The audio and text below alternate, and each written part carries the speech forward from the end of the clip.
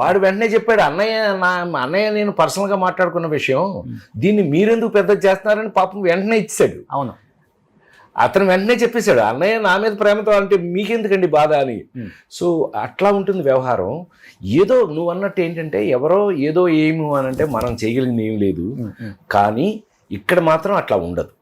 ఇక్కడ హానెస్ట్గా ప్రేమలు పంచుకోవటమే ఉంటుంది. ఓకే, నాకు తెలుసు. ఎందుకంటే ఆ మాత్రం సెంటిమెంట్స్ లేకపోతే ఇన్ని సంవత్సరాలు యాక్టర్గా ఎలా ఉంటాను నేను? మనం ఒకరికొకరు ప్రేమలు పంచుకోకపోతే ఇంత ప్రేమగా ఇన్ని సంవత్సరాల నుంచి ఎలా నా బిడ్డలా ఉంటారు మీరు? ఇన్ని సంవత్సరాలు మీ దగ్గర నేను ఎలా వర్క్ చేస్తాను?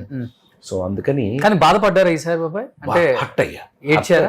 హర్ట్ అయ్యి ఎంత హర్ట్ అయ్యాను అని అంటే, జీవితంలో ఇంకెప్పుడు కూడా ఎవరిని సింగులర్తో పిలవకూడదు. ఓకే, డబులే. అది నేను ఎవరి దగ్గర నేర్చుకున్నానంటే విశ్వవిఖ్యాత నట సార్వభౌమ నందమూరి తారక రామారావు. ఆయన పిల్లలతో సహా మాతో సహా కూడా మమ్మల్ని ఎవరిని నువ్వు అనేవారు కాదు.